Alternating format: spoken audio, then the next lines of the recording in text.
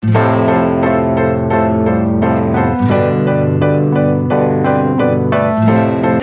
we're gonna have a competition of 2 products. So today, pagbabanggain natin ang dalawang eyeliner.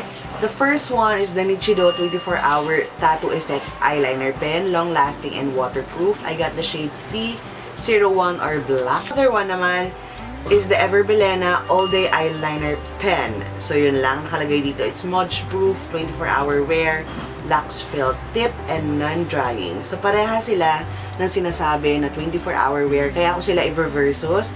Pero ito, nakalagay kasi dito waterproof. While this one, hindi niya kiniklaim na waterproof siya. Smudge-proof lang. And also, yung price difference nila, the Nichido one is 238 pesos.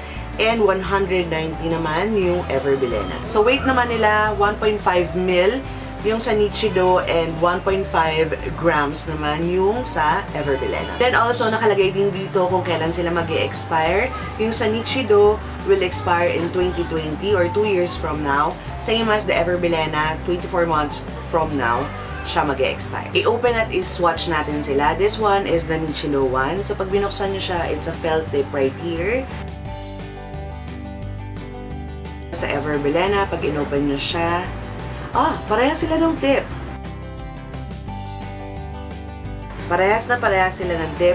Yun lang yung packaging nila, mas maliit na onte si bilena compare kay Nichido. Aside from that, parehas sila ng tip. Ayan. Now, sa application naman tayo, you guys. On this side, ilalagay ko si Nichido and this. And then, sa side na to, ilalagay ko si bilena.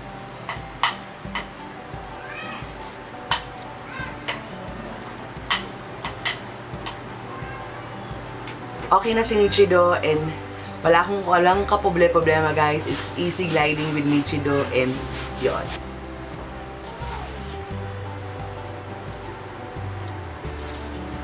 Sa likod ng kamay ko guys, as you can see, parehas sila ng shade. Pero on my eyes, mas talagang intense ang pagka-black ni Nichido one compared to kay bilena. So I have to double coat this kasi hindi siya ganun ka-opaque. This is 1 layer, you guys. Nichido one, yung felt tip niya glides on really smoothly, kaya madali siyang i-apply. While this one, medyo may tagging ako naramdaman. 3 layers after, tsaka ko lang nakuha yung very intense black na shade ni bilena. However, hindi mo siya mako-compare pa rin kay Nichido kasi si Nichido talagang super black. Mag-ingat kayo kasi second layer, third layer, hindi nyo na siya pwedeng i-glide. Kailangan nyo siyang i-press. Instead of gliding like this, ipipress nyo siya ganyan.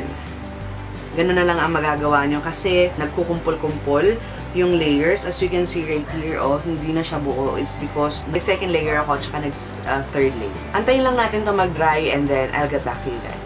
Napansin ko you guys, etong bilena talagang mabilis siya mag-set. 15 seconds pa lang set na siya. While the Nichido one until now, let's do a transfer test. Ito yung kanya. Medyo wala na. Ay, meron pa rin. Ayan, meron pa rin siya. Compare kay bilena. Ito yung kay bilena. Ayan, wala na. Ang process ko is that mag-eyeliner muna ako bago ako mag-curler. And bilena first. As you can see right there, meron din siyang transfer sa curler. Ayan. Punasan ko muna ito. Sa Nichido, you guys, siguro mga 2 minutes, 3 minutes na ako nag-aantay sa kanya na mag-dry. Kaya, alis ako ngayon. Kaya, may transfer din siya. I'm just gonna do my mascara, you guys, ha? Tapos, i-ano natin to, retouch. Pag re-retouch, you guys, mas madali talaga si Nichido kasi sinecond layer ko siya at wala ako naging problema. While sa bilena, pag nag-set siya, hindi nyo na siya pwedeng lagyan ng second layer kasi katulad yung dulo dito, inaalis niya na yung first layer. So, hindi nyo na siya magagawa ng paraan. Pero yung mga inner naman, yung talagang nawala, yung products, nalagyan ko naman ng eyeliner. And now, you guys, i-check natin yung longevity ng both products. It is now 9 o'clock ng umaga. And I'll get back to you later on. 8:30 ng gabi. And magto 12 hours ko nang gamit tong dalawang eyeliner to sa aking mata. After a long day of work, guys, I have been working whole day today. Ng 12 hours din, nagtatrabaho ako. And medyo parehas lang naman sila. Ang difference lang nila, guys, is that yung opacity ng shade. Yung Nichido one talaga maganda at intense black ang ibibigay niya. However, si Ever bilena hindi ganon ka-opaque. That's why parang grayish, dark gray lang ang color niya.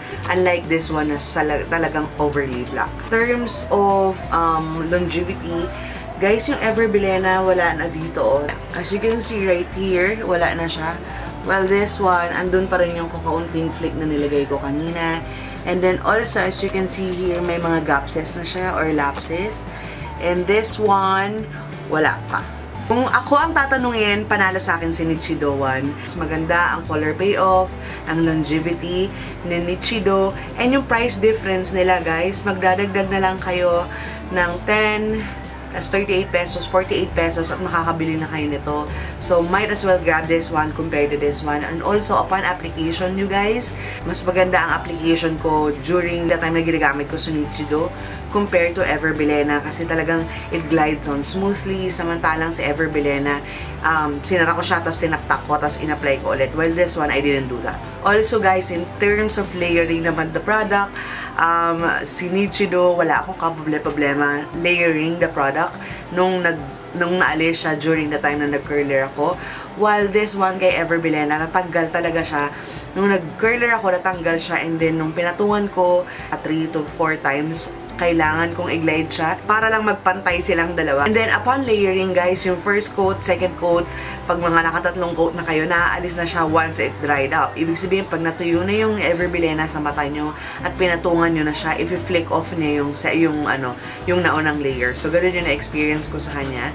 However, yung naaalis ng curler, pag pinatungan nyo naman, okay siya. However, yung mga meron na or hindi natanggal ng curler, yun, nag-flick off na siya. Upon application, si Nichido, one glide lang, hindi ako nagsara at nagtaktak sa kanya, one glide lang, and it's okay. Samantalang kay Ever bilena, sinara ko siya ng mga 2 beses, sinaktak ko, tsaka in-apply ulit just to get the full opacity ng product. Kung ako ang papipiliin, guys, I will go for Nichido. 48 pesos na lang ang idadagdag nyo, you can buy this one. So, roughly 50 pesos ang idadagdag nyo and you can get this one. So, ako, ito talaga ang i-recommend ko sa inyo. However, lumalaban din naman itong si Ever bilena, kaya lang, in terms of longevity at kagandahan ng product, opacity, full opacity, kay Nichido talaga. Si Nichido talaga ang panalo. And yeah, guys, that is it pansit in this video. I hope you guys enjoy watching it. If you did, please do give me a big thumbs up. Also, kung di pa kayo nag-subscribe sa channel ko, please do so by hitting the subscribe button at saka yung ring button na katabi niya para you will be notified every time na nag-upload ako ng video. And please do follow me in my Facebook, Instagram, and Twitter. Ililink ko sila sa description box at saka sa end ng video nito. And also in my daily vlog, which I will link here. Click nyo lang yung eye na yan and you will automatically go to my daily vlog. And yeah, guys, that is it pansit. I hope you guys enjoy watching it. And do not forget to be happy all the time and have a great day. Bye! Makeup brand, pinahihirapan tayo i-open yung packaging dahil sa dami-dami nilang nilalagay. Like yung, ano ba? Ang price nandun sa description minsan. Pero naman simple lang.